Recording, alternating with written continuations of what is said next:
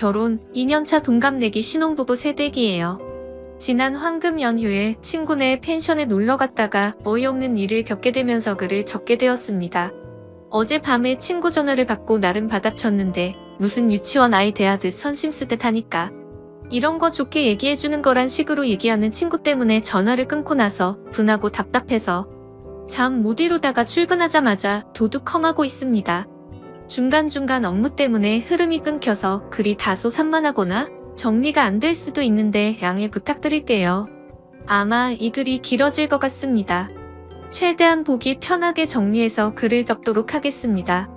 제 친구는 보건 전문대를 나와서 병원 어묵과에서 근무를 하다가 보안팀 과장인 지금의 남편을 만나서 조금 이른 나이에 결혼을 했습니다. 결혼과 동시에 허니문 베이비를 얻고 병원을 관두고 좀 살다가 형편이 어려워져서 시댁에 있는 남편 고향으로 내려가게 되었어요. 시부모님이 살던 집을 개조해서 펜션 사업을 한다고 하더라고요. 그게 벌써 몇 년 전이고 내려가서 바로 둘째가 생기고 재작년에는 셋째까지 낳았답니다. 근데 셋째를 낳고 나서 산후 우울증이 와서 연락이 끊겼던 저와 제 친구들과 올해 초쯤부터 다시 연락이 되었습니다. 제가 결혼을 준비 중일 때 연락이 끊겼을 당시 친구네 펜션 주소로 청첩장과 편지를 보냈고 문자로 모바일 청첩장까지 보냈는데 결국 연락 한 통도 오지 않았고 당연히 결혼식에는 오지도 않았던 친구죠. 하지만 아마 마음이 힘들 때라서 그랬겠구나 이해를 했었고 연락이 왔을 때 반갑게 친구의 전화를 받아줬습니다. 그때 당시에 애가 갓 태어나서 장거리로 차로 이동을 하기가 어려웠다고 하더라고요. 그러면서 미안하다고 해서 저는 그 상황 다 이해한다고 말했습니다. 그러다가 이번 연휴에 신랑이랑 연차 내고 여행을 계획 중이라고 하니까 결혼 선물 겸 자기네 펜션에서 숙소를 제공해준다며 놀러오라고 하더군요. 마침 그 지역은 남편도 처음이라 잘 됐구나 싶어서 근처 관광지도 알아보고 친구네 아기들 선물도 준비해서 금요일에 퇴근하자마자 출발했습니다. 도착 예정 시간은 저녁 10시라서 친구에게 미리 양해를 구했죠. 개인 가정집도 아니고 펜션이라서 솔직히 크게 걱정은 하지 않았고 편하게 생각을 했던 것 같아요. 그렇게 친구네 펜션에 도착을 해서 친구네 부부와 인사를 하였고 친구의 남편이 짐 정리를 도와주더라고요. 그 뒤 오랜만에 만났는데 술이나 한잔 하자고 해서 시내에서 사온 치킨과 맥주로 간단하게 먹었습니다. 그리고 다음날 근처에 차로 10분 안 되는 거리에 둘레길 산책로가 있어서 아침 일찍 일어나서 등산을 했습니다. 그리고 숙소로 돌아와서 아침을 해먹으니 오전 10시쯤이 되었더라고요. 그렇게 남편과 저는 관광을 하기 위해서 숙소를 나섰고 일정대로 관광을 마치고 저녁 7시쯤 숙소에 바비큐 거리를 장을 봐서 돌아왔죠. 친구네에 숯불과 쌈, 채소, 텃밭이 있었는데 손님들에게 제공하려고 심는다고 하더라고요. 그래서 숯불과 쌈, 채소는 친구네 걸 쓰면 되겠다 생각했고 저희는 고기와 자잘한 것들을 전부 사갔습니다. 아무튼 큰 별탈 없이 다 같이 즐거운 자리를 가졌고 저녁 10시쯤이 다 되어서 각자 방으로 들어가서 잠을 잤네요. 그리고 다음날에 저희 부부는 또 등산을 가려고 어제보다 조금 더 일찍 일어나서 나갔습니다. 이번에는 어제와 다른 코스로 올라갔는데 산 중간쯤 갔을 때 대략 오전 8시 정도쯤이었나? 그때 때마침 친구에게서 아침 다 같이 먹고 싶어서 차려놨다며 문자가 오더라고요. 그래서 어쩔 수 없이 남편과 이야기를 해서 숙소로 돌아가기로 했죠. 그렇게 숙소에 도착하니 시간이 9시쯤 되었습니다. 1시간이나 기다리게 해서 미안한 마음에 상차림을 좀 도우려고 하니까 친구의 남편이 저희 신랑한테 반말로 이거나 들고 나르라고 시키더라고요. 그래서 봤더니 상에 이미 밥 먹을 준비를 다 맞춰놨던데 바깥에 있는 평상에서 먹으려고 했었나 보더라고요. 그런데 즉석 즉석 보거국과 미역국 그리고 즉석 미트볼에 즉석 함박 스테이크를 준비해뒀더군요. 거기까지는 다 이해했습니다. 어찌되었든 우리를 위해서 준비해준 거였고 아이를 셋이나 키우고 있는 애엄마가 아침부터 고생을 했겠구나 싶어서 고마운 마음으로 맛있게 먹었습니다. 그런데 친구가 여기서만 있으려니 답답하다고 하면서 같이 놀러 가겠다고 저희를 따라가도 되겠냐고 묻더라고요. 그래서 그러자고 대답을 했고 친구랑 친구네 막내와 같이 4명이서 함께 관광을 시작했습니다. 근데 어디 가서 구경을 하려고 하면 친구가 아이 때문에 이렇다 아이 때문에 저렇다 이러면서 어딜 가지를 못하게 만들었죠. 그래서 관광을 하면서도 차에서는 내리지도 못하고 계속해서 드라이브만 하게 됐습니다. 아무튼 아이 때문에 그렇다는 뭐라고 할 수도 없는 노릇이었고 그러려니 했죠. 그러다 배가 출출해질 때쯤 점심시간에 맞춰서 그 동네에 있는 유명한 찜닭을 먹고 나서 유명한 절로 향했는데 그곳에 가서는 친구가 또 차에서 내린다고 하더군요. 본인의 사업이 잘 되게 해달라고 기도나 드릴 겸해서 절에는 또 간다고 하더라고요. 거기서 40분가량을 있다가 너무 더운 탓에 아기가 걱정돼서 바로 차에 타고 숙소로 돌아갔습니다. 그리고 가는 길에는 냉동 삼겹살 5kg를 제가 샀고 숙소에 도착해서 시간을 보니 오후 5시가 됐더라고요. 그래서 바로 저녁을 먹으려고 어제처럼 바비큐를 하기 위해서 세팅을 했고 어제 먹다 남았던 재료들이 거의 그대로 남아있어서 간단하게 해서 먹었습니다. 하지만 아무래도 어제 쓰다 남은 재료로 먹다 보니 고기를 제외한 다른 재료들이 좀 부족했고 고기나 많이 굽자는 생각에 고기를 올리려는데 친구가 갑자기 한마디를 하더라고요. 너 아직 아기도 낳지 않았는데 벌써부터 몸이 퍼지면 어떡하려고 그래? 라고 말하더니 제 남편에게 무슨 선생님이 애를 가르치는 듯한 말투로 와이프 몸 관리 좀 잘 시키라고 말하더군요. 심지어 말뿐만이 아니라 제가 고기를 올리려던 걸 뺐더니 냉동실에 다시 집어넣어 버렸습니다.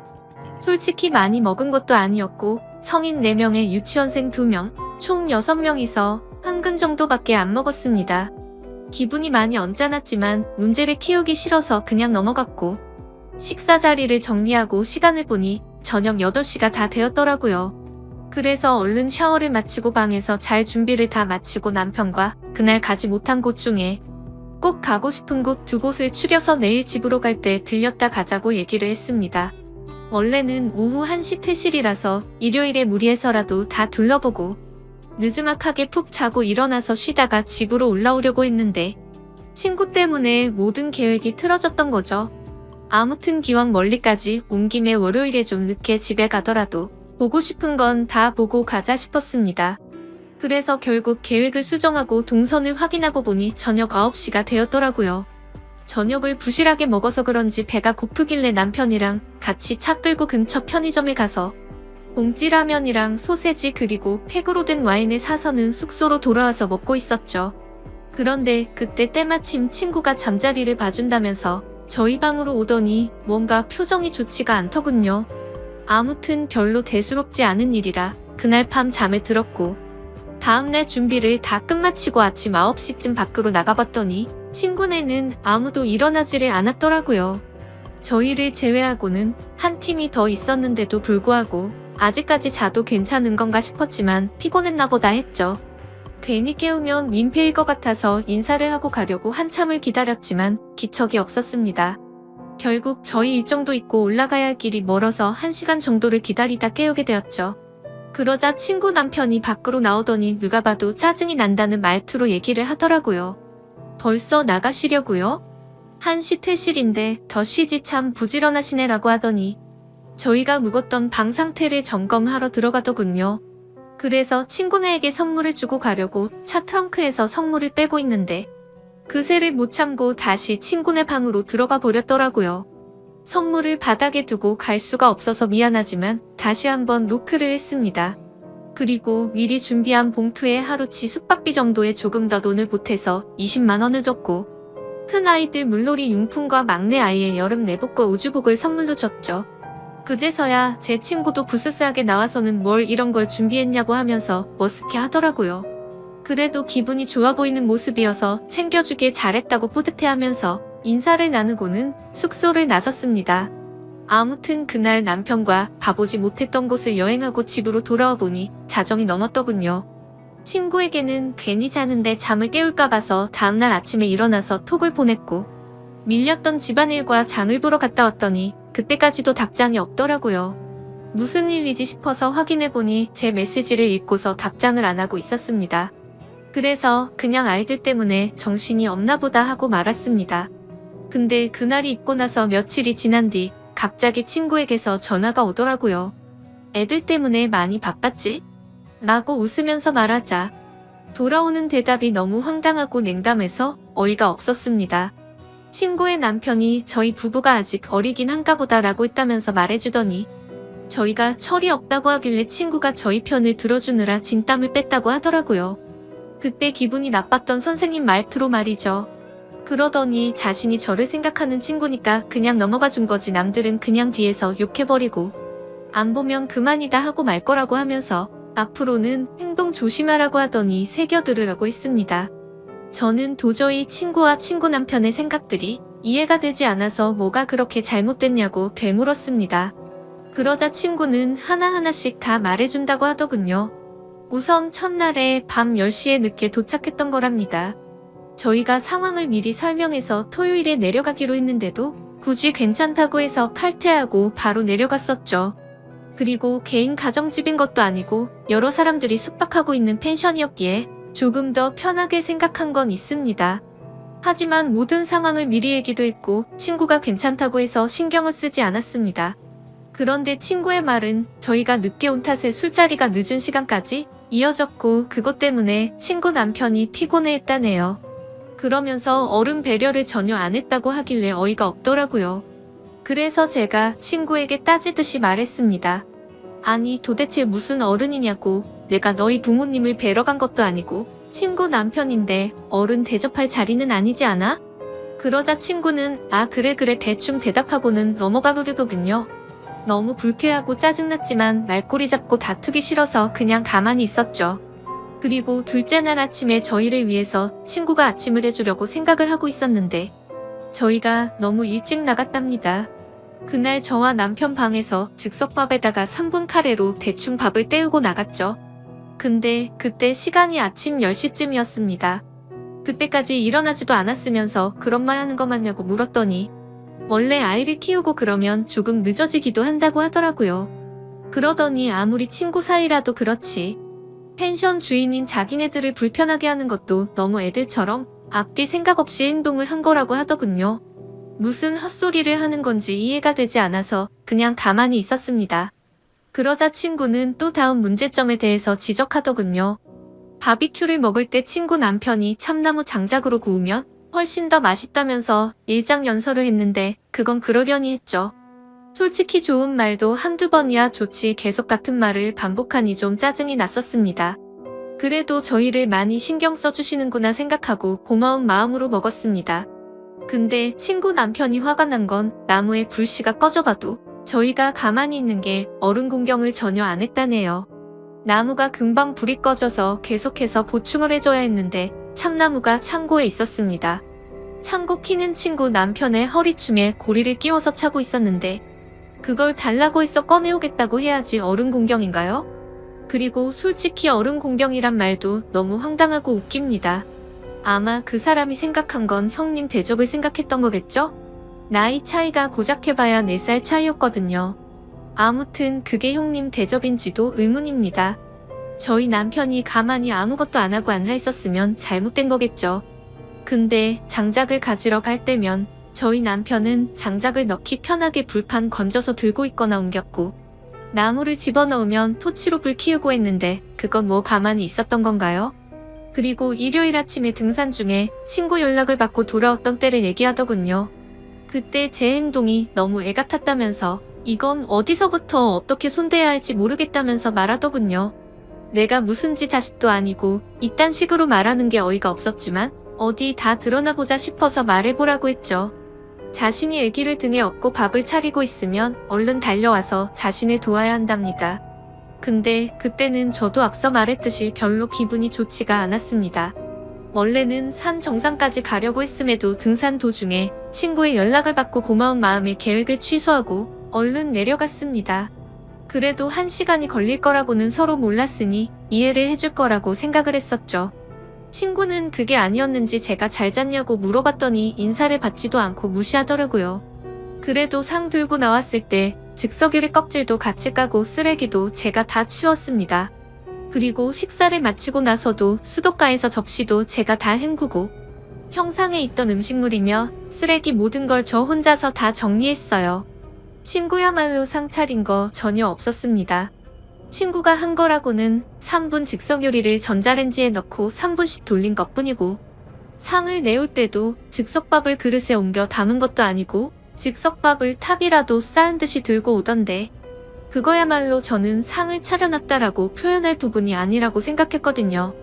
그래서 그거에 대한 말을 했더니 새 키우는 사람이 그럴 수도 있지라는 말로 또 되받아치더군요. 정말 짜증이 나고 할 말이 없었습니다. 무슨 말만 하면 애 엄마라서 그렇다고 하는데 제가 애를 안 낳아봐서 쉽게 말을 못하겠더라고요. 그리고 친구와 같이 관광지를 돌러 나갔을 때 절에 갔을 때 제 신랑이 아기를 업어주지 않았던 게 화가 났답니다. 그때 절에서 친구가 기도 드리고 있을 때는 제가 아이를 안고 기다려줬어요. 근데 차 세워두고 절을 좀 걸어야 했는데 친구가 날도 더운데 자신의 아이를 안 받아줘서 기분이 나빴다네요. 그게 무슨 의무도 아니고 저희 신랑이 왜 남의 아이를 안아줘야 하는 게 당연하거라고 생각하는 건지 이해가 안 됐습니다. 친구는 그게 여성에 대한 배려고 어머니에 대한 배려라고 말하면서 저더러 아이는 천천히 생각하라고 또 훈수를 두더군요.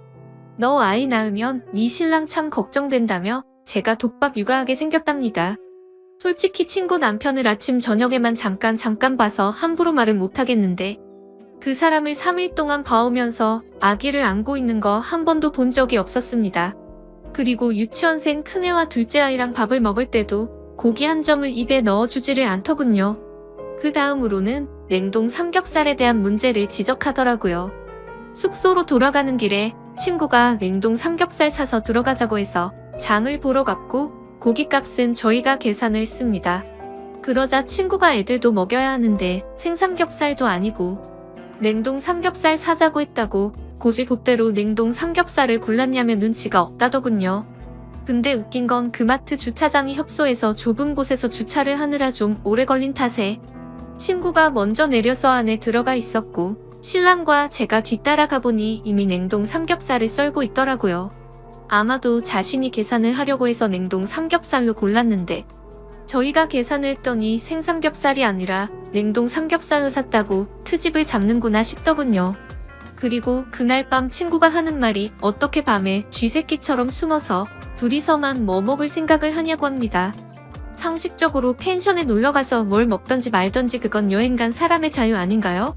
그냥 친구 때문에 저녁을 부실하게 먹어서 배가 고파졌고 그래서 그냥 편의점 가서 뭐 사 먹은 게 죄인가요? 근데 그걸 가지고 쥐새끼처럼 먹는다니 기분이 너무 불쾌해지더라고요. 그래서 따져 물었습니다. 저녁에 배도 안 찼는데 네가 냉동 삼겹살 치우지 않았냐고 했더니 그걸 다 저를 생각해서 그런 거랍니다. 신혼 초부터 그렇게 정신없이 먹다가는 남편한테 미움받을까봐 걱정됐다나. 웃긴 건 그렇게 관리를 운운하면서 왜 친구는 결혼 전보다 몸무게가 20kg가 넘게 쪘는지 그 말에 모순이 너무 심하더군요. 그리고 저희가 집에 돌아오는 날 퇴실을 할 때 너무 일찍 한 것도 불만이랍니다. 퇴실 시간이 오후 1시면 오후 1시로 정한 이유가 있을 텐데 친구를 떠나서 이건 펜션 주인들에 대한 예의가 아니랍니다. 근데 저희가 오전 8시에 바깥에 나왔을 때 다른 한 팀은 이미 분리수거를 하고 있었고요. 저희랑 같이 친구네 부부를 30분 정도 기다리다가 주인 방아 테라스 난간에 키를 올려두고 쪽지를 남기고 가시더라고요. 심지어 저희가 퇴실하셨다고 전해준다고 하면서 저희가 열쇠 받아두고 쪽지랑 같이 전해주기까지 했습니다. 근데 웃긴 건 저도 여행을 많이는 아니지만 또 적게 다니지는 않았기에 펜션을 꽤 많이 가봤었죠. 그럴 때마다 항상 펜션 주인분들이 새벽 일찍 일어나셔서 분리수거를 하시거나 주변에 청소를 하시면서 정리하는 모습을 봐왔던 기억이 나더라고요. 도대체 늦게 일어나는 게 무슨 자랑이라고 저렇게 떳떳하게 말하는지 참 신기했습니다. 그리고 저희가 봉투에 숙박비 명목으로 20만 원을 챙겨서 준 게 성의가 부족하답니다. 저희가 묵었던 방이 하루 숙박료가 12만 원인데 3박을 했으니 36만 원이 정상 금액이지만 친구가 결혼 축의금 대신으로 숙박료를 받지 않는다고 해서 갔던 거잖아요. 하지만 그냥 한 푼도 내지 않고 지내기엔 미안한 마음이 들었기에 20만 원을 따로 준비했던 겁니다. 그리고 선물을 준비한 것도 요즘은 친구 자식을 조카라고 하니까 나도 조카라고 생각했기에 기쁜 마음으로 선물을 준비했던 거라고 했죠.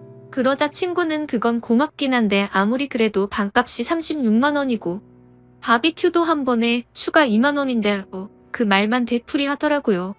그러면서 참나무 장작이 얼만지 아냐고 묻더니 저희가 묵은 방이 제일 잘 나가는 방인데 3일 장사 포기하고 저희한테 내준 거랍니다. 그렇게 크지 않은 돈으로 이런 이야기를 하는 것도 치졸하지만 저희가 금요일에 사갔던 치킨과 맥주값에 토요일에 저희가 장을 봐갔던 고기와 재료들 값, 그리고 일요일에 저희가 샀던 냉동 삼겹살 값은 전혀 생각이 나지 않냐고 물었습니다. 저도 같이 치사해지기 싫어서 이건 이야기하지 않았지만 드라이브할 때 기름값은요? 그리고 그날 밥값도 저희가 냈고 친구가 절에 가서 현금 있으면 달라고 해서 5만 원 줬습니다. 친구는 나중에 숙소 가서 갚아준다고 했는데 오랜만에 만난 친구끼리 5만 원 달라고 하기도 그래서 안 받았거든요. 참나무도 친구 남편이 오랜만에 고기다운 고기 먹는다면서 꺼내왔던 겁니다. 토요일에는 저희가 오겹살이랑 목살 그리고 애들 먹일 소고기도 좀 넉넉하게 준비해서 사갔거든요.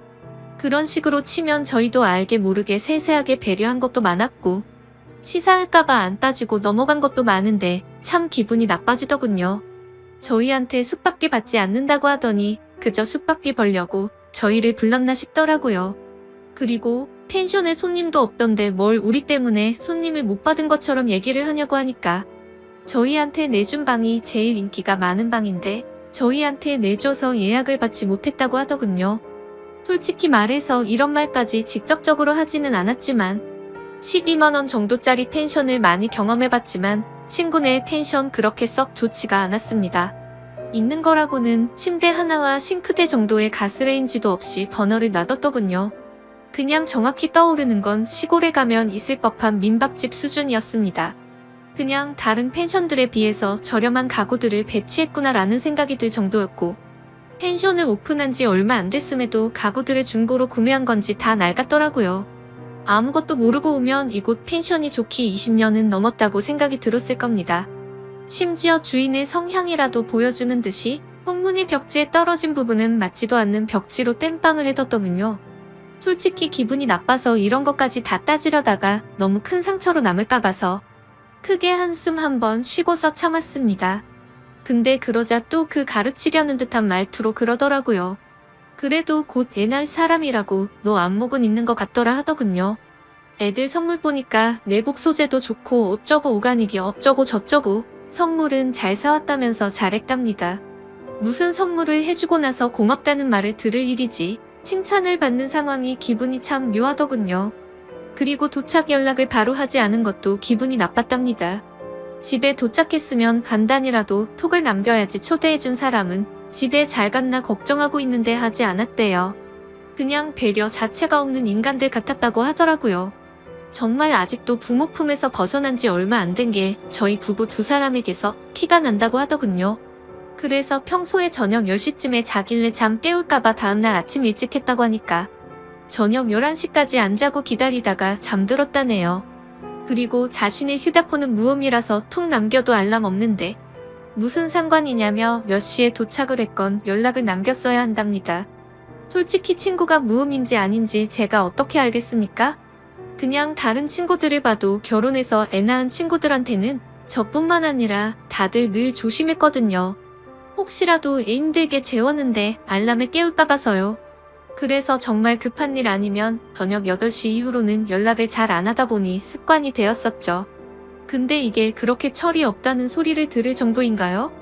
그리고 친구가 일부러 톡 읽고 무시한 거 알았냐고 제게 묻더라고요. 그래서 그날 저녁에 확인해서 알고 있었다고 하니까 그러면 무슨 일 있는 건 아닌지 다시 연락을 했어야 한다고 하더군요. 친구가 연락을 무시하면 제가 뭘 실수해서 그런 거 아닐까 생각하면서 말이죠. 그 말을 듣고 있는데 너무 어이가 없었습니다. 그냥 도저히 말을 섞기가 싫어졌고 그래 내가 다 잘못한 것 같네 라고 말했더니 잘못한 사람이 말투가 왜 그렇냐면서 저를 또 꼬집듯이 말하더라고요. 내가 네 자식도 아니고 적당히 하라고 말하면서 내가 어떻게 하길 바라냐고 했더니 자신이 충고해준 이야기들 깊이 새겨듣고 남편한테도 꼭 알려주라고 하더군요. 이게 다 저희 부부가 살아가는데 도움이 될 거라면서 말이죠. 그리고 참나무 값이나 숙박값은 안 받을 테니 숙박비는 나머지 다 보내달라고 하더라고요. 그래서 절에서 나한테 빌린 5만 원은 빼고 보내면 되냐고 물어봤더니 그건 자신한테 준 건데 왜 그걸 빼냐고 하더군요. 숙소 와서 갚으려고 했는데 제가 괜찮다고 해놓고 왜 말을 바꾸냐면서요. 참 황당하고 기가 차서 더 이상은 통화를 할 수가 없겠더라고요. 일단 네 말은 알겠다고 대답했고 남편과 얘기하고 연락 준다고 하고는 통화를 끊었습니다. 제가 그 통화를 끊으면서 남편과 상의해서 남은 돈을 입금하려고 했던 건 절대 아니었죠. 너무 울화가 치밀어서 더 이상 통화를 하다가는 욕을 내뱉을 것 같아서 일단 빨리 끊자고 했었던 겁니다. 도대체 친구가 이기적이긴 했지만 어쩌다 이렇게까지 됐을까 생각이 들더라고요. 그리고 혹시나 싶어서 숙박 어플을 들어가서 친구네 펜션 후기를 봤더니 아니나 다를까 후기가 엉망진창이더라고요. 시설에 대한 비난부터 시작해서 청소가 잘 되어 있지 않아서 지저분하다는 평들도 많았고 저와 같이 펜션 주인들이 늦게까지 자느라 퇴실도 제대로 못한다는 글도 보이더라고요. 그렇게 악플들도 많다 보니 펜션 평점도 많이 낮아져 있는 상태였고 그냥 누가 보더라도 이곳에는 가기가 싫을 것 같은 모습이었습니다. 아마도 제가 친구 펜션이 아니었다면 절대로 이곳에 가지 않았을 것 같았죠. 아무튼 그날 저녁 남편이 들어와서 오늘 있었던 일에 대해서 다 이야기를 해줬습니다. 그러자 남편은 제가 생각해보지도 못했던 말을 해주기 시작했죠. 사실 그때 바비큐 파티를 하던 날 제 남편과 친구의 남편이 담배를 피러 갔었을 때 이야기를 나눴다네요. 술에 취해서 그런지 그 남자가 갑자기 헛소리를 했다고 하더군요. 저와 어디서 어떻게 만났는지 물어보면서 아내가 미인이라서 부럽다면서 그따위 소리를 했답니다. 그리고 자신이 미혼이었고 저를 먼저 만났다면 어떻게 한번 해봤을 거라고 했다더군요. 그러더니 펜션 하면서 다른 건 다 괜찮은데 예쁘고 어린 여자애가 남자친구랑 놀러오면 부러워서 짜증이 난다고 했다네요. 겉으로는 보수적인 척하고 어른인 척하더니 뒤에서는 그따위 더러운 생각을 하고 있다는 걸 알고 나니 더 불쾌하더라고요. 그래서 그딴 말을 듣고도 가만히 있었냐고 남편에게 따졌더니 그냥 술에 취해서 헛소리하는 거로 생각했고 괜히 분위기가 이상하게 만들까봐 그냥 넘어갔답니다. 솔직히 그냥 남은 차액만큼 숙박비 줘버리고 말까도 생각했지만 도저히 그냥 넘어가기가 싫어졌죠. 다음날 아침 그 친구에게 전화를 걸어서 말했습니다. 네 남편이 나에 대해서 어떤 말을 했는지 아냐고 따졌고 어제 남편에게 들었던 이야기를 그대로 전해줬습니다. 그러자 놀랍게도 그 친구는 아무렇지도 않다는 듯이 그게 뭐 어때서? 남자들이 그렇게 생각할 수도 있지라고 하더라고요. 너무 기가 차고 황당해서 이 남편이 나한테 했던 말이 아내의 친구한테 할 말이냐고 따졌더니 그냥 생각만 한 것도 죄가 되냐고 하면서 엉뚱한 소리 하지 말고 숙박비나 빨리 보내달라고 하더군요. 그때서야 저는 깨닫고 말았습니다. 이 인간들이랑 말을 더 길게 섞어봤자 의미가 없을 거라는 거요. 그런데 그냥 돈을 보내주기는 싫었고 보내줄 생각도 없었습니다. 그래서 조만간 보내줄게라고 대답했고 그날 이후로 하루에도 몇 번씩이나 연락이 오더라고요. 아이들 키우느라 바쁘다더니 저한테 연락할 시간은 남아도는 것 같더군요. 결국 일주일 동안 매일같이 그렇게 연락이 오다가 결국 친구였던 그 인간이 제게 욕을 보냈습니다. 얼마 되지도 않는 돈 가지고 자신을 갖고 노는 거냐고 그따위로 인생 살지 말라고 하더라고요. 그래서 저는 답장을 했습니다. 내가 너한테 무슨 빚을 졌길래 그러는 거냐고. 네가 숙박비 결혼 선물로 준다고 했던 거 그냥 가는 거 미안해서 20만 원 준 거로 모자라냐고 말했고 아무리 그래도 펜션 주인이 됐다고 뭔가 세상 주인이 된 거로 착각하는 것 같은데 나랑 내 남편 네 자식 아니니까 함부로 가르치려 들지 말라고 했습니다. 그렇게 가르치고 싶으면 여자한테 환장한 네 남편이나 잘 가르치라고 말했죠. 그리고 펜션 장사를 잘하고 싶으면 이렇게 지인들 데려다가 뒤통수 치지 말고 열심히 하라고 하면서 내가 살면서 이런 사람과 친구였다라는 게 내게 가장 큰 실수였다고 말했고 네 번호 차단할 테니 잘 살라고 말하고 차단을 했습니다. 어차피 거리도 멀어서 마주칠 일도 없는 사람일 뿐더러 도저히 상식이 통하지가 않아서 내린 결론이죠. 그리고 당연히 그 인간에게 돈 10원도 주기가 싫어서 차액은 보내지 않기로 결정했습니다. 아무튼 이번에 일어난 일에 대해서 친구들과 만나서도 이야기를 나눠봤는데 다들 하나같이 하는 말이 그 친구에게서 최근 들어 연락이 와서 놀러오라고 했다고 하더라고요. 혹시나 했는데 진짜로 지인들에게 뒤통수를 쳐가면서 장사를 하려고 했나 봅니다. 더 소름 끼치는 건 뭔지 아시나요? 제가 연락을 차단했더니 놀러갔을 때 줬던 제 남편 명함이 있는 번호로 연락이 왔고, 남편 휴대폰에서도 그 번호를 차단했더니 사무실까지 전화가 왔다고 하더라고요. 사무실 동료 직원분들에겐 남편이 대충 어떤 일인지 말해줘서 이상하게 생각하지는 않는다고 했고, 남편은 그냥 얼마 되지도 않는데 보내주고 끝내자고 했지만 뭔가 사기당하는 기분이 절대 안 된다고 했습니다. 솔직히 그 숙박비보다 훨씬 더 많은 돈을 쓴 것도 억울한 마당에 제정신으로는 절대 그럴 수가 없네요. 다른 분들이 보시기에는 제가 이렇게 고집을 부리는 게 이상해 보이시나요? 아무튼 요즘 들어 쓸데없는 일이 휘말려서 스트레스가 이만저만이 아니네요. 부디 이 글을 읽어주시는 모든 분들이 저처럼 이상한 친구와 엮여서 이런 짜증나는 일이 없으셨으면 좋겠습니다. 아마도 길어서 많은 분들이 읽으시다가 뒤로 가게 하셨을 수도 있겠지만 저는 이렇게 글을 적고 나니까 한결 마음이 편안해지는 것 같네요. 제 사연을 읽어주셔서 감사드립니다. 정말 웬만한 드라마 뺨치는 반전에 반전이 있는 일이 제게도 일어났습니다. 연예인 최수종처럼 다정다감했던 남편의 소름 돋는 이중생활과 저와 제 어머니 앞에서 남편을 따귀까지 때리던 시어머니의 충격적인 본심. 마지막으로 계속 답답하기만 했던 제가 복수를 했던 사연을 적어봅니다. 우선 저는 임신을 한 지 6개월이 된 임산부 여자입니다. 결혼한 지는 대략 3년 정도가 되었고요. 남편과는 2년 동안 연애를 하다가 결혼을 했습니다. 저희 시댁 다 좋으신 분들이고요.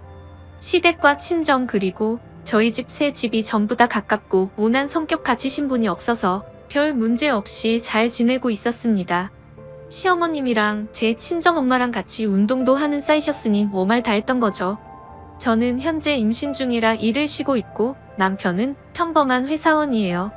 남편 회사가 야근과 회식이 잦은 편이 아니어서 보통 7시에 퇴근을 하면 집에 7시 30분까지는 꼭 오는 편이었죠.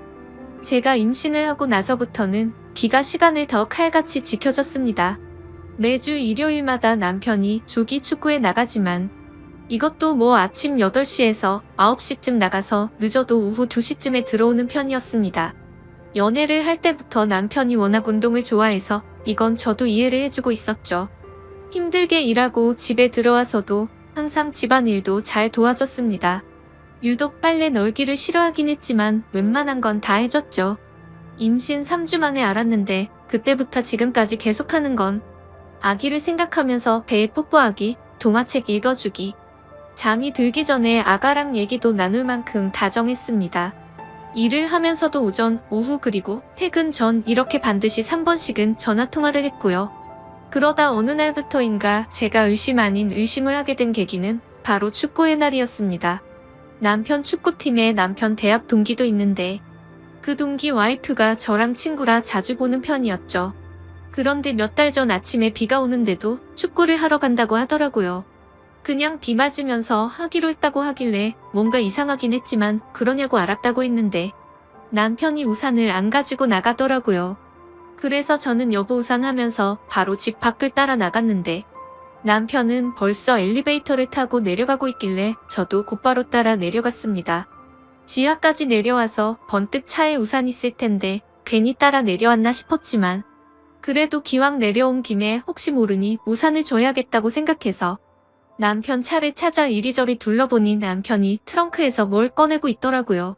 제가 자기야 하고 남편을 부르려는 순간 자세히 보니 남편이 옷을 갈아입고 있더군요.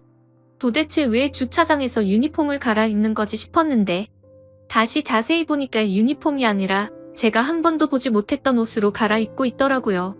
저 옷은 뭐지? 지하 추장에서 왜 저러지 싶었지만 그때까지는 별다른 확신이 없기도 했고 당황한 나머지 일단 생각을 정리하려고 그냥 집으로 조용히 올라왔습니다. 그리고는 그 초기 축구팀의 남편 동기의 와이프에게 전화를 했죠. 간단히 안부 인사를 하고 혹시 지금 뭐 하고 있냐고 했더니 친구는 남편이랑 친정에 가는 길이라고 하더라고요. 제가 너희 남편은 축구하러 안 갔어? 라고 물어보니 오늘 비가 와서 축구가 취소됐다고 말을 해주더라고요. 그렇다면 도대체 내 남편은 지금 어디를 가는 걸까 생각이 들어서 곧장 전화를 걸었습니다. 하지만 남편은 전화를 받지 않더군요. 그리고는 평소보다 늦은 저녁쯤에 들어와서는 아무렇지 않은 듯이 또 아기에게 뽀뽀를 하고 애교를 부리길래 제가 민감한 건가 생각했습니다. 그래도 이상한 마음에 남편에게 왜 아까 전화는 안 받고 축구 오늘 취소된 거 아니냐고 물어보자 취소된 거 문자를 늦게 봤다며 그냥 나온 김에 회사 가서 잔업이나 했다고 하더라고요. 전화는 왜 안 받았냐고 물어보자 회사 올라갈 때 실수로 차에 휴대폰을 놓고 갔다면서 부재 중 전화 보기는 했는데 집으로 바로 들어올 거라서 그냥 왔다고 말하더군요. 그래서 그냥 그렇게 된 거구나 싶어서 아무 말도 안 하고 넘어갔죠. 그리고는 그렇게 또 평소처럼 지내게 되었습니다. 남편은 여전히 늘 그랬듯이 제 시간에 퇴근을 했고 다정다감했습니다. 근데 남편이 일요일에 축구를 하러 갈 때마다 왠지 모르게 느낌이 싸하더라고요. 원래는 어차피 땀 흘린다고 간단히 세수 정도만 하고 나가던 인간이 어느 순간부터 갑자기 샤워를 하고 나가더군요. 그리고 제가 지지난주 토요일 저녁에 남편에게 물었습니다. 여보 내일 날씨도 좋다는데 내가 오랜만에 도시락 싸서 응원하러 갈까? 나도 오랜만에 바람 좀 쐬고 좋잖아라고 했습니다. 제가 임신하기 전에는 가끔씩 남편이 축구할 때 도시락 싸서 구경하러 종종 가고는 했거든요. 그러자 남편이 깜짝 놀라면서 아이 잘못되면 어떡하냐면서 괜히 위험한데 오지 말라고 극구 말리더라고요. 조금 위험하긴 했겠지만 과하다 싶을 정도로 남편이 놀라는 모습이 이상했습니다. 원래 같으면 제가 간다고 하면 좋다고 싱글벙글할 사람이었거든요. 결국 도저히 의심이 커져가는 건 안 되겠다 싶어서 다음날 남편이 축구를 하러 간다고 준비할 때 저도 따라가기 위해서 콜택시를 불렀습니다. 남편은 이날도 어김없이 샤워를 하고 있었고요. 남편 차와 제 차가 따로 둘 다 있기는 했지만 제가 임신 중이라 운전이 어려울 것 같기도 하고 왠지 따라가다가 들켜버릴 것 같아서 택시를 부르게 되었죠. 아무튼 그렇게 준비를 마친 남편이 인사를 하고 나가자마자 후다닥 나와 미리 와 있던 콜택시를 타고 따라갔습니다. 의심을 하는 제가 참 못나 보이기도 하고 남편이 바람이 났으면 어떡하지라는 생각을 하는데 정말 엄청나게 긴장이 되더라고요. 제발 아니길 바랬지만 역시나 남편은 원래 제가 알던 운동장 쪽으로 가지 않았고 번화가 쪽으로 향하더군요. 그리고 차에서 내리더니 평소 저와 자주 가던 카페로 거침없이 들어가더군요. 카페가 통유리로 되어 있는 인테리어라서 가까이 가서 볼 수는 없었지만 저도 일단 택시에 내려서 숨어서 지켜보고 있었습니다. 남편은 어떤 여자랑 웃으면서 대화를 나누고 있더군요. 그래서 남편에게 전화를 걸어봤더니 밖으로 나와서 받으려고 하는 것 같길래 얼른 상가 뒤쪽으로 몸을 숨겨서 통화를 했습니다. 저는 아무렇지 않은 듯이 자기야 도착했어? 라고 물어보자 응 여보 조심히 잘 도착했어. 나 이제 축구해야 돼서 끊어야 될 것 같은데 자기도 우리 아가랑 잘 놀고 있어. 최대한 빨리 들어갈게 하더니 전화를 끊고 다시 카페로 들어가더군요. 그리고 조심히 숨어서 지켜보는데 자연스럽다는 듯이 그 여자의 두 손을 잡고 있더라고요. 그 모습을 보고 머리에 피가 거꾸로 솟는 기분이 들었고 이 상황을 어떻게 해야 될까 마음도 진정이 안 되더군요. 그리고 혹시나 아이한테 위험할까봐 마음을 진정시키기 위해서 일단 다시 집으로 왔습니다. 그 시간이 한참 지나 밥도 못 먹고 있다가 그래도 아기 걱정에 우유에 미숫가루를 조금 타서 먹고 설거지를 하려고 하니 남편이 들어오더라고요. 그러더니 자기야 자기가 왜 설거지를 해? 이런 건 그냥 나 시키라고 했잖아. 자기는 얼른 가서 아기랑 편안히 TV나 보고 있어라고 하면서 제가 끼고 있는 고무장갑을 빼서 자기가 설거지를 하더군요. 그러면서 여보 오늘 심심했지? 오늘 축구하는데 태식이가 넘어져서 진짜 웃기더라. 아 참 그리고 끝나고 축구팀 다 같이 매운 닭갈비 먹으러 갔는데 그 집 진짜 맛있더라. 여보 아기 낳고 나면 우리 다음에 꼭 거기 가서 먹어보자 하며 가증스럽게 지어낸 이야기를 아무렇지도 않게 이야기를 하는데 갑자기 눈물이 나더라고요. 저렇게 겉으로 볼 때 완벽하고 다정한 사람인데 도대체 왜 바람을 피는 걸까? 이걸 모른 척 해야 하나 말아야 하나 정말 참 많은 고민이 되었습니다. 어떻게든 증거를 모아서 이혼을 해버릴까도 생각했지만 제가 다른 사람들보다 너무 큰 행복을 누리고 있다고 생각했거든요. 그렇게 큰 고민을 안고서 혼자 끙끙 앓고 있는데 평일 낮에 시어머니가 저희 집에 놀러 오셔서 같이 밥을 먹고 커피를 마시면서 TV를 보고 있었습니다. 그런데 그때 때마침 사랑과 전쟁 재방송이 하더라고요. 그래서 저도 모르게 어머님께 물어봤습니다. 어머님, 만약에 아범이 저렇게 바람 피우면 저 어떻게 해야 할까요? 저는 그럼 너무 슬플 것 같아요. 그러자 어머님은 너 놔두고 저런 짓 하면 그땐 아범도 더 이상 내 아들 아니다. 난 그러면 아범 버리고 너랑 손주랑 살 거야. 왜? 아범이 바람이라도 피는 것 같니? 라고 물어보시더군요.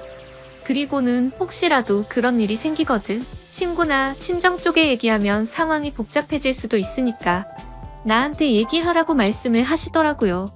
그래서 일단 네, 알겠어요. 어머님하고는 그 얘기를 마무리 지었죠. 그리고 또 다시 일요일이 찾아왔고 남편이 축구를 하러 나가는 날이었습니다. 오랜만에 날씨도 맑고 공기도 좋은데 제 마음은 너무 무겁고 편하지가 않았죠. 그래서 다시 한번 제대로 확인을 해보기 위해서 이번에도 저번과 같이 콜택시를 불러놓고 늦잠 자는 척을 했습니다. 그렇게 남편은 샤워를 마치고서 나가는 소리가 들렸고 저도 얼른 나가서 택시를 타고 주차장 입구에서 기다렸습니다.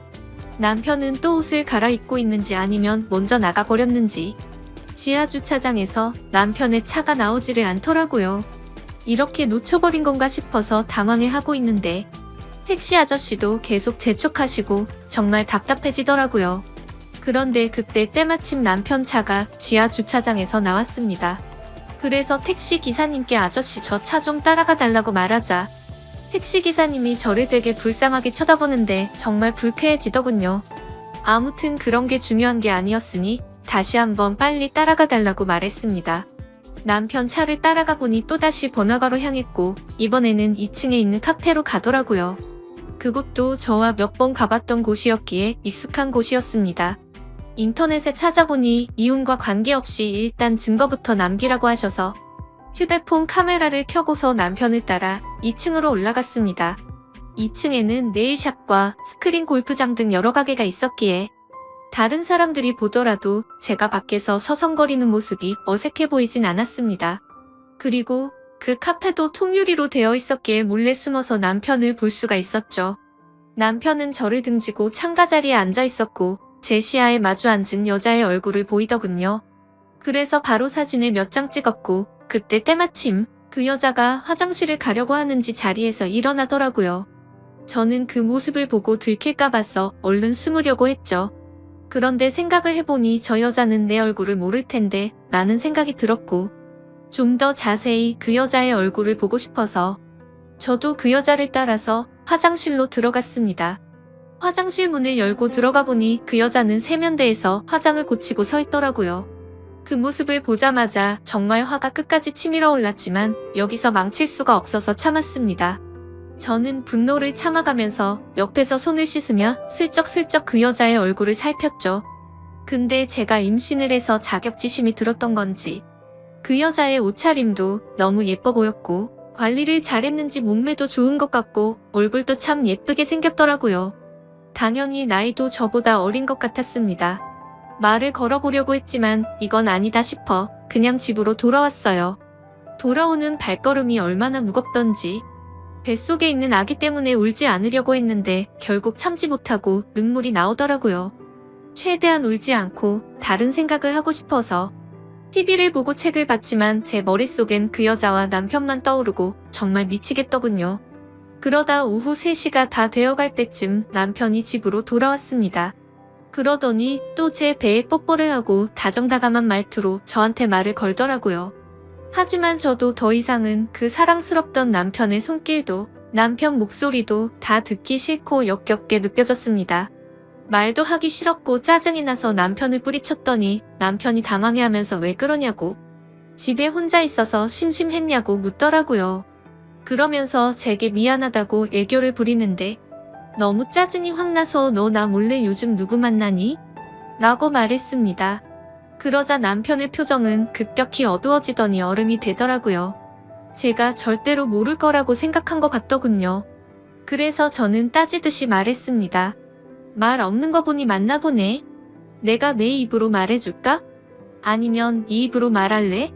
그러자 남편은 갑자기 무슨 말이냐며 왜 생사람을 잡고 난리냐면서 무슨 일 있는 거냐고 시치미를 떼더군요. 마지막으로 기회를 줄 테니까 거짓말 그만하고 솔직하게 말하고 했더니 되려 저보고 집에서 막장 드라마만 보고 지내더니 정신이 나간 거 아니냐고 적반하장으로 나오더라고요. 그래서 저는 더 긴 말을 섞기 싫어서 휴대폰으로 찍은 사진을 카톡으로 다 보내줬습니다. 그러자 그제서야 조용히 입을 다물고 얼굴이 사색이 되더군요. 널 그렇게 믿고 의지했는데 나한테 거짓말을 하고 여자 만나니까 좋았어? 그리고 그걸 숨기려고 가증스럽게 또 거짓말을 했고 너는 나와 뱃속에 있는 우리 아기한테 얼마나 죽을 죄를 지은 건지 아냐고 소리쳤습니다. 남편은 갑자기 슬픈 척 눈물이 맺혀 있는데 정말 너무 역겨워 보였습니다. 지금 울 사람이 누군데 갑자기 피해자 코스프레를 하는 게 어이가 없었죠. 솔직히 제가 성격을 말하면 어릴 때부터 한번 마음을 먹거나 마음이 돌아서면 참 냉정한 편이거든요. 그렇기에 결코 쉽게 안 좋은 쪽으로 마음을 먹지 않으려고 노력했고 한 번의 실수는 용서를 해주려고 했는데 이건 실수가 아니잖아요. 그래서 계속 나한테 할 말 없냐고 물어보면서 아직도 발뺌할 거냐고 물었더니 나지막이 심심해서 만난 거야 라고 대답을 하더군요. 너는 심심해서 바람 피는구나. 나는 심심하지 않아서 집에서 애 신경 쓰면서 하루 종일 집에 처박혀 있는 거로 아나 보네? 라고 말하자 아무런 말도 하지 않고 가만히 있더라고요. 아무리 당황해서 나온 말이라고 할지라도 저 말을 들으니까 더 열이 받더라고요. 그래서 가만히 있는 남편에게 다시 한번 말했습니다. 나는 그 여자가 누군지 관심 없고 네가 어떻게 만났는지도 관심 없다. 그리고 둘이서 무슨 짓을 했는지도 관심이 없었고 굳이 삼자대면해서 그 여자 머리채 잡을 생각도 없었거든. 그냥 너의 솔직한 진심을 들어보려고 했는데 너는 계속 거짓말만 하고 반성하는 모습이 전혀 보이지가 않네.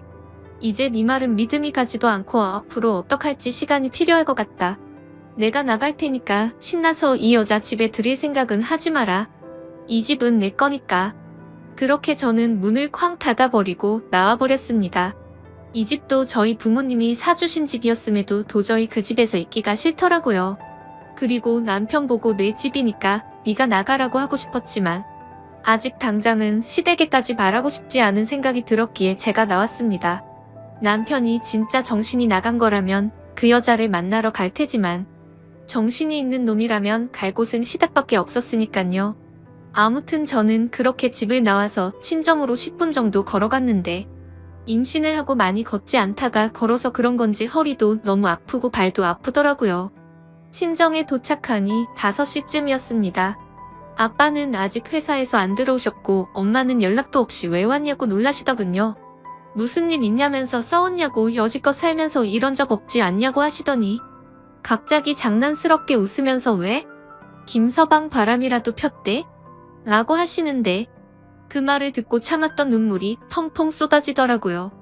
그러자 엄마는 장난치면서 웃다가 심각해져서 제게 달려오셨습니다. 제가 우는 모습을 보시면 엄마 가슴은 더 미어질 텐데 감정 조절이 도저히 안 되었습니다. 그리고 당분간 친정에 있어야 할 것 같아서 제 여동생과 엄마한테 대충 이야기를 했는데 제 동생이랑 엄마가 평소 성격이 완전 여장부 스타일이라 지금 당장 그것들 잡으러 가자고 하더라고요. 니네 시댁에서는 이 사실 알고 있냐고 물어보셔서 아직 시댁은 모른다고 했습니다. 그러자 엄마는 지금 우리 집은 그 집 아들 때문에 발칵 뒤집어져 있는데 왜 말 안 했냐고 얼른 다 같이 불러서 얘기를 하자고 하셔서 제가 싫다고 하다가 실랑이까지 벌어졌죠. 하지만 그래도 엄마가 계속 이런 일은 빨리 해결하는 게 좋다고 하시면서 네가 할 몸도 아닌데 계속 이렇게 떨어져서 지낼 수도 없는 거 아니냐고 하시더군요. 차라리 이혼을 하든 손이 발휘되도록 싹싹 빌게 하든 당장 해결하자고 하셔서 결국 시어머니께 전화를 드렸습니다. 원래 시어머니랑 저의 친정엄마는 밖에서 자주 만나서 같이 운동도 하고 차도 마시는 사이인데 순식간에 그런 건 의미가 무의미해졌습니다. 아무튼 시어머니도 제가 전에 한 얘기를 듣고 금방 눈치를 채셨는지 약간 상기된 목소리로 30분 내로 이곳으로 오겠다고 하시더라고요. 결국 그렇게 친정으로 다 모였는데 모든 사람들에게 다 가시방석이었습니다.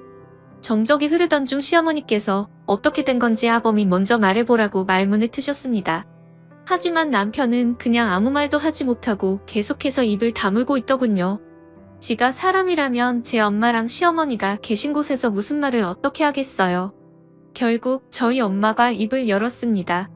제 딸이 김서방이 바람피는 걸 직접 봤다네요 라고 하셨는데 그 말이 끝나기가 무섭게 시어머니가 남편의 따귀를 후려갈기더라고요. 갑작스러운 상황에 다들 깜짝 놀라서 벙쪄 있는데 시어머님께서 말했습니다. 네가 바람핀 건 네 탓이다. 근데 지금 내가 드는 생각은 뭔지 아니? 너의 그 더러운 행동으로 내가 지금 사돈 앞에서 너무 수치스럽고 부끄러운 거. 그리고 내가 내 뺨을 때려서 뱃속에 있는 나 자식이랑 며느리가 놀랬을까봐 겁나는 것. 이렇게 딱 두 가지밖에 생각이 안 든다. 네 얼굴이 아프고 말고는 전혀 관심도 없어. 네가 진작에 무릎 꿇고 싹싹 빌지 않았으니 이 안 사람이 지금 친정에 와 있는 거 아니냐? 며느리가 이혼을 하자면 하고 애도 포기해라. 그리고 위자료로 10억을 달라고 하더라도 빚을 내서라도 주고 네가 알아서 해라 이 정신 나간 더러운 놈아. 만약 네 안 사람이 이혼을 안 하고 너를 용서해주겠다고 하면 평생 감사한 마음으로 살라고. 이렇게 한참 동안 말을 쏟아내시더니 남편을 멱살을 잡고 나가셨습니다. 그리고 집 밖을 나서면서도 시어머님은 저희 엄마에게 90도로 허리를 숙여서 인사를 하고 나가셨죠. 저희 친정엄마도 그런 상황이 벌어져서 많이 불편해 하시더라고요. 아무튼 그런 모습을 보면서 저는 시어머님의 행동이 노랗기도 하고 고맙기도 했습니다. 뭐 제가 없는 곳에서는 남편을 타이르거나 위로했을 수도 있겠지만 어머님의 그 행동이 저랑 제 엄마 앞에서 쉬운 건 아니었으니까요.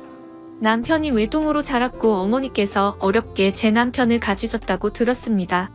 저희 엄마는 사돈이 저렇게까지 하셨으니 이제부터는 네가 남편이랑 얘기해볼 문제라고. 지금은 꼴도 보기 싫겠지만 일단은 집에는 들어가서 같이 있으라고 하셨습니다. 그래서 저는 지금 혼자 밥 숟가락도 들 수 없겠다고 투정 아닌 투정을 부리니 일단 알겠다고 마음 진정부터 하라고 하시고는 넘어가셨습니다. 그렇게 며칠 동안 저는 친정집에서 지내고 있었고 남편에게서는 연락 한 통이 없었습니다. 저도 남편한테 먼저 연락하고 싶지는 않았지만 이야기를 좀 해보고 싶기도 하고 저도 제 마음을 모를 정도로 너무 복잡했습니다. 너무 빨리 이 문제를 터뜨린 탓에 남편이 더 압박이 온 거일 수도 있고 앞으로 제 부모님과 제 여동생을 마주할 생각을 하면 자기 자신도 많이 불편했겠죠. 그럼에도 반성의 기미가 전혀 보이지도 않고 고작 들은 한마디는 심심해서 만난 거야 밖에 없었습니다. 아무튼 어찌됐건 이렇게 평생을 지낼 수도 없었기에 저는 결판을 내려고 이른 새벽에 집으로 들어갔죠. 현관문을 열고 들어가니 출근 준비 중인 남편이 깜짝 놀라서 쳐다보더라고요. 일단 제가 먼저 집에 들어간다는 것이 유치하지만 뭔가 지는 듯한 느낌이 들었습니다. 그래서 아무 말 없이 안방으로 들어가서 여행용 캐리어에 남편 옷을 차곡차곡 넣었습니다. 근데 생각해봤더니 캐리어도 제가 샀던 거라 그냥 다시 다 꺼내서 100리터 쓰레기 봉투에 다시 담았습니다. 그때 문을 빼꼼히 열고 제가 뭘 하는지 보던 남편이 깜짝 놀래서 왜 이러냐고 뭐 하는 짓이냐고 말하더군요. 너 뻔뻔하게 바람 피우고 사과도 안 했잖아. 그리고 우리 집 와서도 나랑 우리 엄마한테 사과도 안 하고 바로 나가지 않았어? 심지어 여태까지 연락 한 번도 없던 걸 보면 너는 나랑 살고 싶지가 않은 거잖아. 근데 여긴 내 집이니까 당장 네 옷이랑 짐 다 싸서 당장 나가라고 얘기를 했습니다. 솔직히 말해서 냉정해 보이기 위해 일부러 더 조근조근 얘기했습니다. 그랬더니 남편은 너 진짜 소름 끼친다 이러더라고요. 그 말을 듣는 순간 너무 어이가 없었고 열이 받았습니다. 진짜 소름 끼치는 사람이 누군데 나한테 어떻게 저렇게 말을 할 수 있는지 눈물이 날 것 같았죠. 그래도 눈물을 흘릴 수는 없기에 꾹 참고 당장 이거 갖고 나가라고 했더니 그대로 짐을 들고서 나가더라고요. 제가 그렇게 냉정하게 대하면 울고불고 싹싹 빌 줄 알았는데 당황스러웠죠. 그렇게 다정했던 그 사람이 아무런 미련도 없다는 듯이 그냥 나가버리네요. 저도 너무 열이 받아서 일단 제일 먼저 현관 비밀번호부터 바꿨습니다. 근데 내가 지금 뭐 하는 짓인지 우리가 어쩌다 이렇게 됐는지 싶어 갑자기 또 눈물이 나더라고요. 그래도 일단 할 건 해야 했기에 비밀번호를 바꾸고 물 한 모금 먹으려고 주방 쪽으로 갔더니 깨끗하게 설거지하고 나온 설거지통에 접시 2개랑 포크 2개가 있더군요. 케이크와 와인을 먹은 흔적도 있었는데 입 밖으로 욕이 저절로 나왔습니다. 여자들의 느낌이란 게 이런 건가요? 보나마나 나 분명히 그 여자와 먹었겠죠. 아니면 최대한 긍정적으로 생각해서 시어머님과 남편 둘이 먹었다고 생각하니 그것도 절대 말이 안 되는 것 같고, 그 여자를 몰래 불러와서 먹었으면 설거지라도 제대로 하던가. 결국 그 역겨운 그릇을 통째로 버려버렸습니다. 그리고 뭔가 찜찜해서 침대 시트까지 다 갖다 버렸네요. 그리고 소파에 앉아서 생각을 하고 있는데 정말 이게 뭔가 싶더라고요. 막장 드라마나 주위 사람들한테만 듣던 일이 일어났다는 생각과 잘못을 저지르고도 미안한 마음 하나도 없는 남편, 그리고 지금 내 뱃속에 있는 사랑하는 아이 생각까지요. 그렇게 울면서 생각에 잠겨 있는데 때마침 시어머님께 전화가 왔습니다. 밥은 먹었냐면서 집에 왔다는 소리는 들었다고 하시더라고요. 그리고서는 지금 내가 너희 집으로 갈 테니 우리 잠깐 얘기 좀 하자고 하셨죠. 왠지 집에서 보면 분위기가 이상해질 것 같아서 그냥 집 근처에 있는 카페에서 보자고 말씀드렸고, 먼저 나가서 기다리고 있으니 시어머님께서 오시더라고요. 많이 놀랍질 않은 말로 저를 위로해주시고 전부 다 제 편을 들어주셨지만, 저는 어머님과 얘기할 문제는 아니니 그 사람이 진심 어린 사과와 반성이 있다면 덮고 살 것이고, 아니면 빈 일은 저도 모르겠어요 라고 말했습니다. 어머님은 끝까지 뱃속의 아기를 생각해서 좋은 쪽으로 생각하라고 하셨고요. 그리고 혹시나 싶어 어머님께서 혹시 저 먹으라고 집에 케이크 사주셨냐고 물었더니, 아니 아범이 너 먹으라고 사놓은 거 아니냐고 물어보시면서 케이크 먹고 싶으면 엄마가 하나 사줄까? 라고 하시더라고요. 그냥 아니라고 대충 이야기를 마무리 짓고 카페를 나왔는데 진짜 인간 같지도 않은 놈이랑 살았구나 라는 생각이 들었습니다. 그리고 나서 다시 집에 돌아왔더니 잠을 제대로 못 자서 피곤했던 건지 이런 일이 있어도 저도 사람인지라 잠이 들었네요. 그러다 몇 시간이 지나갔는지 벨소리에 화들짝 놀라서 깨보니 휴대폰에는 전화가 계속해서 오고 있었고 난리가 나 있었습니다. 그래서 뭔가 싶어서 인터폰을 봤더니 그놈이 짐을 들고서 다시 와 있더군요. 걸쇠를 걸어두고 문을 열어서 무슨 일이냐고 물어봤더니 내가 퇴근하고 우리 집에 왔는데 뭐가 무슨 일이냐고 대묻더라고요. 그러더니 계속 얘기 좀 하자고 하길래 일단 저도 끝을 내더라도 얘기는 해봐야 할 것 같아서 문을 열어줬습니다. 남편은 소파에 앉더니 한숨만 툭 쉬는데 끊었던 담배 냄새가 나더라고요. 할 말 있으면 해보라고 했더니 바람핀 걸 잘못했다. 근데 어떻게 너는 나랑 얘기도 안 하고 바로 처갓집 가서 그렇게 일러 바치냐고 하면서 그 여자랑은 전부 다 정리 끝냈다고 하더군요. 그래서 네가 나한테 진심으로 사과 한마디라도 했어? 그리고 내 집에서 케이크랑 와인 먹은 거 다 아는데 정리했다고 또 거짓말하냐고 소리쳤습니다. 그랬더니 남편 얼굴이 새파래져서 카메라를 달아둔 줄 아는지 천장을 두리번 거리는데 정말 어이가 없더군요. 내가 저렇게 멍청한 인간과 살았다는 게 허탈해지는 기분이었습니다. 그냥 거짓말조차 제대로 못하는 한심한 인간이었구나 싶더군요.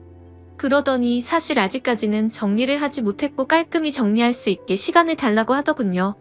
이게 무슨 헛소리를 짓거리는지 너무 황당해서 할 말도 안 나왔습니다. 무슨 연애 중에 잠깐 바람 핀 것도 아니고 어떻게 사람 입에서 저런 말이 나오는 건지.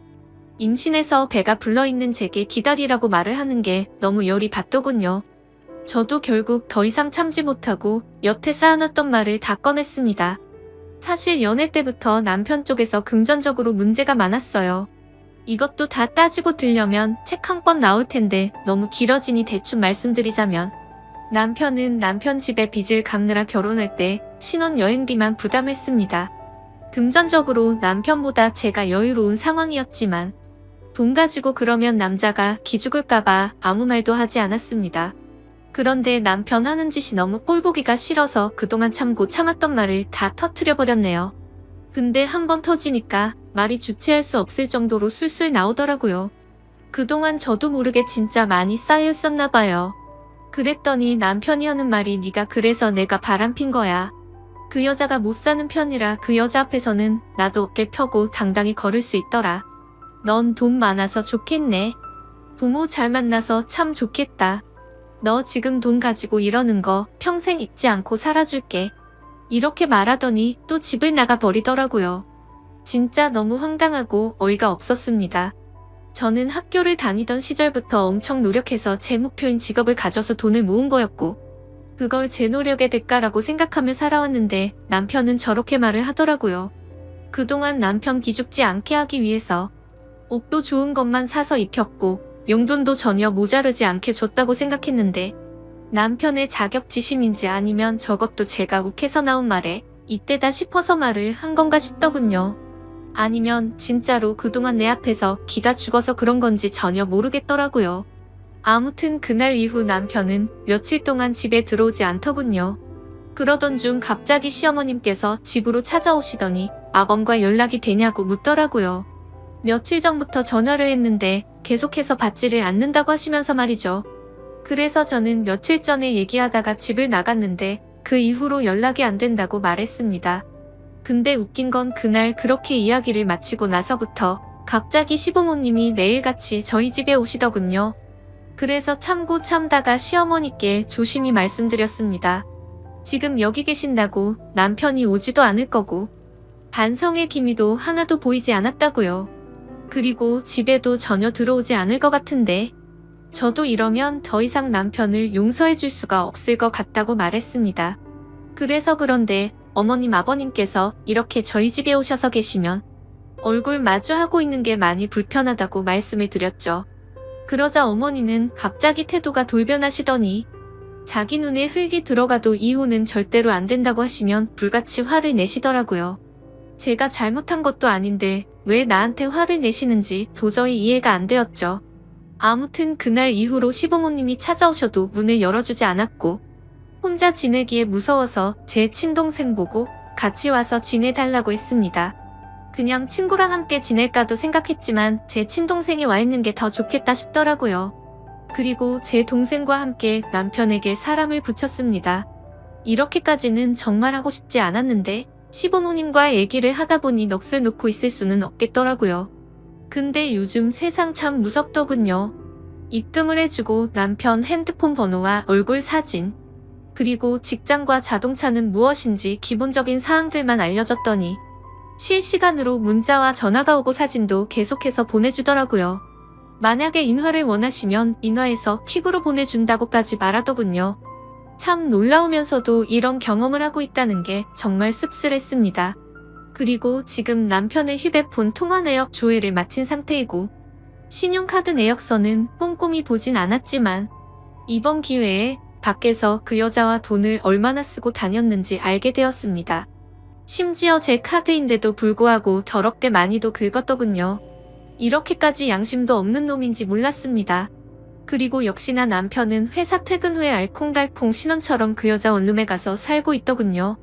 그래서 덕분에 지금 그 여자의 집 주소와 번호도 확보된 상태이지만 일단 지금은 제가 그 여자를 만날 경우 정신적인 문제가 생길 것 같아 참고 있었죠. 그 여자의 이름과 나이와 직업 그리고 다른 정보들도 알게 됐는데 아직 미혼이더군요. 아무튼 이혼 소송은 제가 홀몸도 아니고 긴 싸움이 될 것 같아서 바로 지금 진행을 할지 아기를 낳고 할지는 고민 중이었습니다. 사실 저희 아버지께서 법조계에 종사하고 계시고 저희 친가 쪽 집안 자체가 법조계에서 일하는 분들이 많으십니다. 그래서 길게 갈지는 몰라도 쉬운 싸움이 될 것 같기도 하네요. 친권 양육권 위자료는 물론이고 아기 얼굴을 볼 자격도 없다고 판단돼서 아주 어렵겠지만 면접 교섭권까지 박탈할 생각입니다. 남편에게는 이혼 소송 준비 중이니 너도 준비해라라고 문자 한 통을 남겼는데 바로 전화가 와서 제정신이냐고 화를 내더니 뱃속에 아기를 가진 엄마란 여자가 어떻게 그런 생각을 하냐고 하더군요. 그러면서 제가 엄마가 될 자격이 없다고 말을 하더라고요. 진짜 너무 어이가 없어서 화조차 나오지가 않았습니다. 누가 제정신이 아닌 건지 누가 자격이 없는 건지 모르겠네요. 그래서 제가 지금 어디서 자냐고 물어봤더니 그것까지 알 거 없고 이혼은 무조건 안 된다고 하더군요. 지금 누굴 바보로 하는 건지 알콩달콩 재미있게 시간 보내는데 푹 빠져서 뭐가 맞는 건지 사리 분별이 안 되고 제정신이 아닌 것 같더라고요. 어쨌든 저는 결정을 내렸고 한번 시작한 일을 제대로 끝장을 볼 생각입니다. 가정을 지키고 싶었지만 남편의 태도로 인해 일이 결국 이렇게까지 되었네요. 아기를 생각하면 먼 미래에 저도 남편도 후회할지도 모릅니다. 사실 저는 그 사람이 저를 사랑해주는 마음 그거 하나만 보고 결혼을 결정했었어요. 당연히 저희 집에서 반대가 너무 심했지만 저는 그냥 제 마음 하나만 봤었습니다. 돈이나 다른 건 다 제가 채워줄 수 있는 부분이라고 생각하면서요. 그런데 지금은 가장 중요한 사랑이란 게 없어졌습니다. 그러면서 문득 궁금해져서 그 여자를 만나야겠더라고요. 나를 그렇게 사랑하던 남자가 도대체 그 여자가 뭐가 그렇게 좋아서 만났을까 말이죠. 그리고 그 여자가 제 얼굴과 아기를 가진 배를 본다면 죄책감을 느꼈으면 했습니다. 아무튼 그래서 그 여자에게 전화를 해서 누군지를 밝혔고 만날 장소를 알려주고 남편한테 나를 만난다고 말해도 상관없다고 했더니 일단은 말하지 않겠다고 하더군요. 그렇게 저는 약속 장소에 도착했고 카페 자체가 조용하고 넓은 곳이어서 일단 약속 시간 20분 정도 전에 가서 제 동생과 제 동생 남자친구가 자리를 잡고 앉아 있었습니다. 혹시나 하는 마음에 저는 동생 쪽 가까운 테이블에 앉아 있었고요. 그렇게 약속 시간이 되었고 그 여자는 아주 예쁘게 차려입고 제게 다가왔습니다.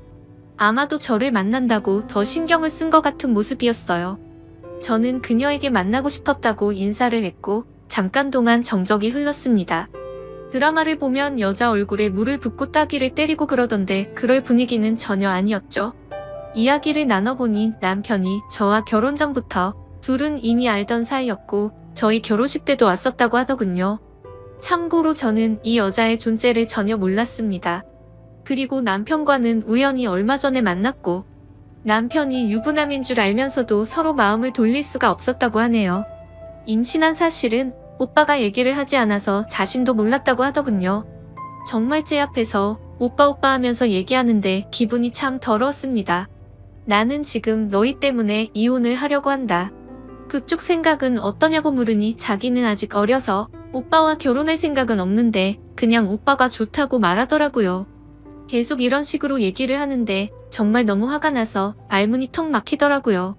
그런 가벼운 감정으로 남의 집 가정을 파탄내다니 그쪽 정말 무서운 사람이네요 라고 했더니 제 앞에서 제 눈을 똑바로 마주치면서 말도 또박또박 얼마나 잘하던지 누가 바람을 피운 여자인지 모를 정도로 당당하더군요.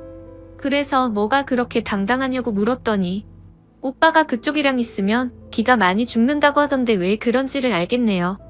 저는 그냥 오빠 기 살려준 것밖에 없어요. 터진 입이라고 말도 아주 얄밉게 하는데 무슨 말을 하던 간에 너한테 손해라고 생각하니 생각보다 참을만 했습니다. 그러다 얘기를 더 이상 하기 싫어서 제가 먼저 자리를 일어서려고 하는데 오빠 지금 저랑 같이 지내고 있어요 라고 말하더군요. 그래서 어쩌라고요? 라고 물었더니 그냥 아시라고요. 아기가 있어서 이혼은 못하시겠지만 오빠가 지금은 저한테 너무 빠져있네요. 근데 뭐 정신 차리면 다시 집에 갈 테니 조금만 기다려보세요 라고 말하더군요. 정말 같은 여자로서 여자는 건들지 않고 싶었는데 처음부터 죄송하다는 말 하나 없더니 제가 아기 때문에 이혼 안 할 것 같으니 이렇게 저한테 막말을 하는 것 같던데 정말 정신을 번쩍 들게 해줘야겠구나 싶었습니다. 그래서 집에 오자마자 사진을 인화하고 워드로 편지를 적어 내려갔습니다. 그 여자의 본가와 회사 그리고 남편의 회사에도 그 편지와 사진을 보냈습니다. 같은 여자로서 이러고 싶지 않았는데 정말 태도가 너무 좋지 않더라고요. 한편으로는 끼리끼리 잘 만났다는 생각도 들어서 통쾌하다는 생각까지 들었습니다. 아무튼 그렇게 편지를 보낸 다음 날 바로 그 두 명의 인간한테서 전화가 계속해서 오더군요. 전화를 계속 받지 않자 장문의 문자가 계속해서 오더라고요. 그 여자 원룸으로 여자 부모님들이 오셨다고 하더니 회사까지도 다 그만둔 것 같더군요. 저 때문에 회사 잘리고 호적에서 팔게 생겼다면서 고소를 할 거라고 하네요. 그 여자가 고소를 하던지 말던지 저는 딱히 상관이 없습니다. 제 지인과 부모님 그리고 제 전 재산을 써서라도 무조건 이길 생각이거든요. 앞으로 그 두 인간 전부 다시는 사회에서 재기할 수 없도록 말이죠. 그리고 그 일이 있고 나서는 또 다시 시부모님이 저희 집으로 찾아와서 문이 부서질 듯이 두드리더군요. 동생이랑 같이 집에 있었기에 별로 걱정하지 않고 문을 열어줬습니다. 그래도 한때 제 편을 들어주던 사람이었고 어른이라고 생각해서 문을 열어줬더니 저희 집에 들어와서는 온갖 물건을 집어 던지면서 난장판을 치더라고요. 있는 욕 없는 욕 다 해가면서 자기 아들 망쳐놨으니 제 인생도 망칠 거랍니다. 그리고 제가 애 키울 자세가 안 되어 있으니 애기를 내놓으라고 욕을 하면서 제 머리채를 잡더라고요. 그래서 동생이 다급히 뜯어 말리고는 경찰에 신고해서 그 상황은 마무리가 되었고, 정말 동생이 없었으면 큰일 날 뻔했던 것 같습니다. 역시나 시어머니도 자기 아들밖에 모르더군요. 아무튼 저는 그 난리가 난 뒤로 너무 놀라서 바로 산부인과로 가서 진단서도 받아뒀습니다. 이 부분도 나중에 법적으로 어머님께 똑같이 죄를 물을 예정입니다. 한 가지 걱정인 건 양육비 문제인데 매달 300만 원은 받고 싶은데 남편 월급이 세금 제외하고 250만 원 정도라서 어떻게 해야 할지 모르겠네요. 일단은 제 아버지 말만 듣고 이혼 소송을 진행하려고 합니다.